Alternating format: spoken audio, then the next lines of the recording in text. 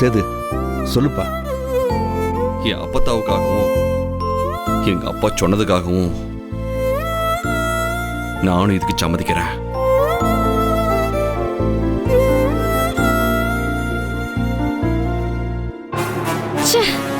பக்கம் பக்கமா வசனம் பேசினதெல்லாம் வீணா போச்சே. சலாசி அண்ணே, அந்த உறுதிமொழி எப்படி? உறுதிமொழியை நீங்க தான் படிக்கணும்னு ஆத்தா எழுதியிருக்குண்ணே. இதை நீங்களே படிங்க. இதாங்கண்ணே.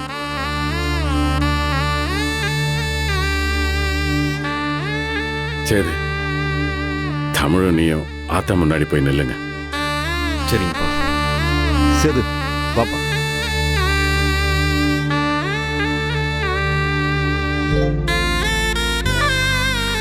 சேர்ந்து நில்லுமா, சேர்ந்து நில்லு. ஆமாப்ல.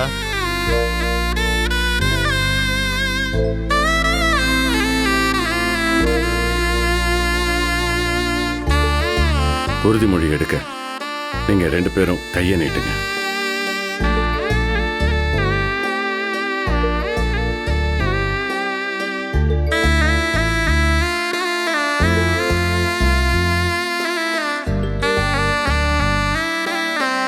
சேதுவாகிய நான், சேதுவாகிய நான், தமிழ்ச்செல்வியாகிய நான், தமிழ்ச்செல்வியாகிய நான், எங்களுக்குள் ஏற்பட்ட கசப்பான எங்களுக்குள் ஏற்பட்ட கசப்பான சம்பவங்களையும் நிகழ்ச்சிகளையும் நிகழ்ச்சிகளையும் அதன் நினைவுகளையும் அதன் பாதிப்புகளையும் மறந்துவிட்டு எங்களின் வழிகாட்டியான எங்கள் அப்பத்தா மற்றும் அம்மாச்சியின் அறிவுரைக்கு இணங்க நாங்கள் எங்களுக்குள் இருக்கும் பகையை மறந்து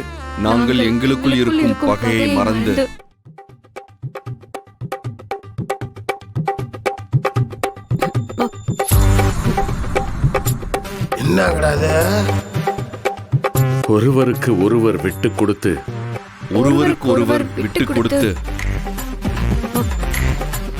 இனி நாங்கள் ஒன்றாகவும்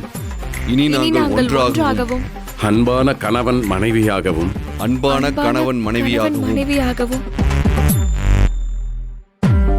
சேர்ந்து ஒற்றுமையாக வாழ முடிவெடுத்துள்ளோம். இது எங்கள் அப்பத்தாவின் முன், அம்மாச்சியின் முன் நாங்கள் செய்து கொடுக்கும் சத்திய வாக்கு.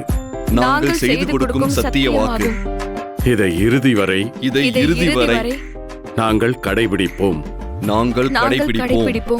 இப்படிக்கு சேது மற்றும் தமிழ்ச்செல்வி இதை நாங்கள் செய்து கொடுக்கும் சத்திய வாக்கு.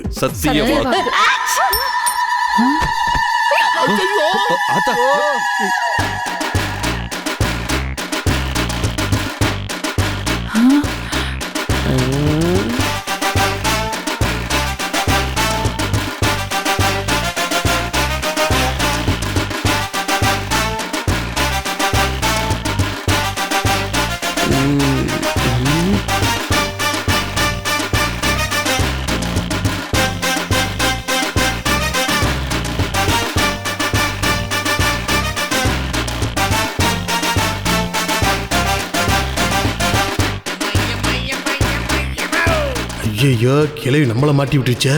யாருங்க அங்க தும்புறது?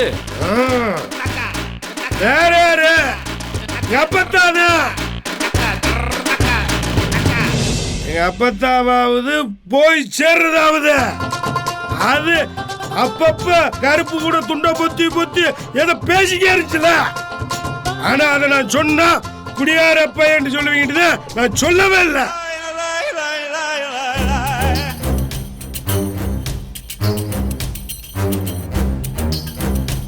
ஐயா, நாங்களும் அப்படியே கிளம்புறோம்.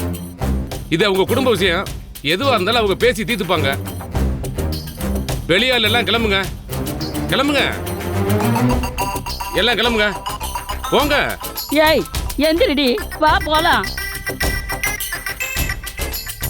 போ ஒப்பரைச்சதெல்லாம் போதும், போ போ. அமைச்சரே, நாங்களும் அப்படியே கிளம்புறோம். அமைச்சரே, நான் தலைவருக்கு தகவல் கொடுத்துருக்கேன். அவர் முடிஞ்சா சாயங்காலம் வரேன்னு சொல்லியிருக்காரு. விஷயத்தை சொல்லி அவரை வர வேண்டாம் சொல்லிடுறேன். வாங்கப்பா.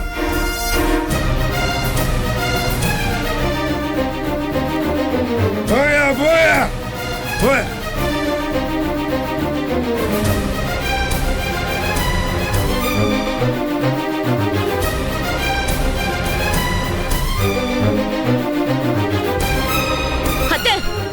என்ன இதெல்லாம்?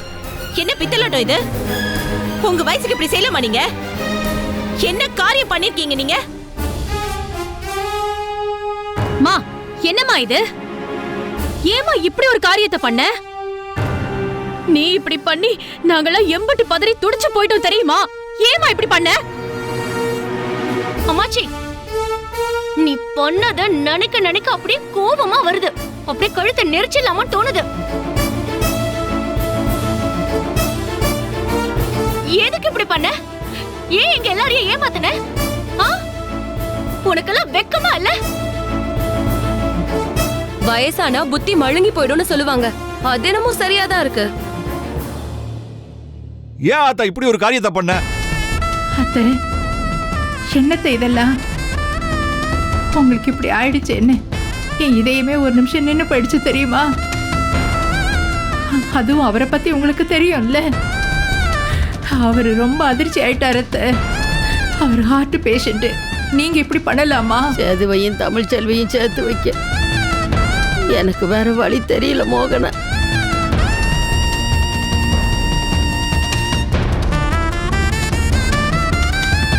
அதுக்காக இப்படிதான் செத்துட்டேன்னு சொல்லி நாடகம் போடுவியா? அண்ணன் இந்த ஊருக்கே அமைச்சரு. உனக்காக எம்பட்டு பெரிய மனுஷங்கெல்லாம் வீட்டுக்கு வந்தாங்க. இவ்வளவு பெரிய மனுஷியா இருக்கியே, வயசுக்கு தகுந்த மாதிரி என்ன காரியத்தை இல்லாம பண்ற நீ? நீ பண்ணதுக்கு இங்க வந்தவங்க எல்லாம் கேவலமா பாத்துட்டு போறாங்க.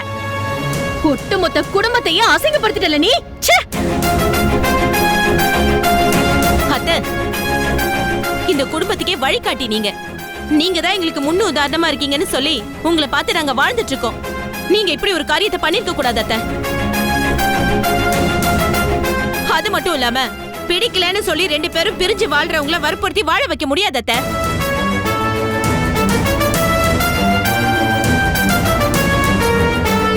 நீங்க என்னதான் உங்க ஆத்மா சாந்தி அடையணும் அது இதுன்னு சொல்லி அவங்க 2 பேரையும் உங்க பணத்து முன்னாடி சத்தியம் பண்ண வச்சாலும் நாளைக்கு ஒண்ணு மண்ணா சேர்ந்து வாழ போறது அவங்க தானே.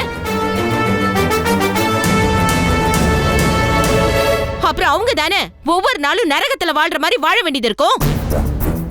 இன்னும் எத்தனை யுகம் வேணாலும் ஆகட்டும். இவ வயித்துல புள்ள இருக்கு நீ ஏமாத்தின காயம் சேது மனசுல ஆறிடுமா? இல்ல சேது ஊர் அறிய அப்படி ஒரு வார்த்தையை சொல்லி தமிழ்ச்செல்வி அசிங்கமா திட்டானே, அந்த காயம்தான் இவளுக்கு ஆறிடுமா?